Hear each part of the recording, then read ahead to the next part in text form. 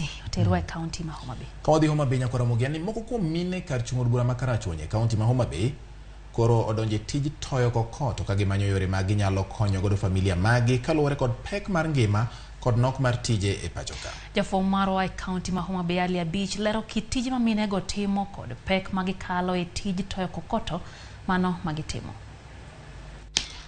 Ma en gweng' madiedo kar chung'o bura ma Karachuonyo, odiochieng' rieny makech, to kata kamano kech mar ching'o kobadho minegi ka giseriyo ka gimanyo yuto gi mapile ka pile ka tijgi en toyo kokoto, tich ma kinde ma okalo yande neno kaka mano ma joma chuo kende ema ne nyalo timo. Gode kod bugni ma minego eko goye kokoto gikale midhiero matek kaluwore gi kite madongo ma gibaro ka giramo ni ginyal bedo piny ni girito mondo migi.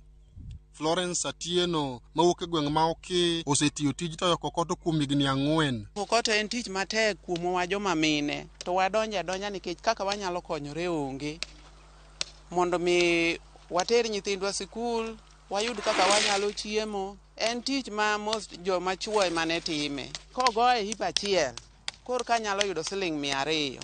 En pesa matin ndi.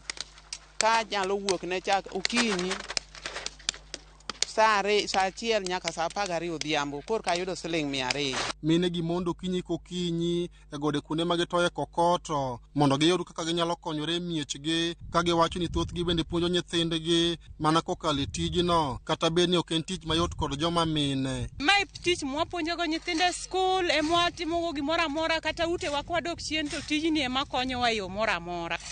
Wanyalo mako nyaka tije mag chuo nikech kae mwakonyore kwayo pesa tek to nokwadhi mbele koro kae kama wakete genowa. Wandiko samoro inyalo tiyo ne 300 odiochieng'. Mine gi ywak ni pesa ma giyudo tin mokalo mok nyalo dwachgi te kaluwore kod ngima masani koro tek tweta pachoka ka geno margi en e piny owacho mar county kaachiel kod jotelo makono biro winjo ywak margi mondo yie oresgi. Asegoyo kidi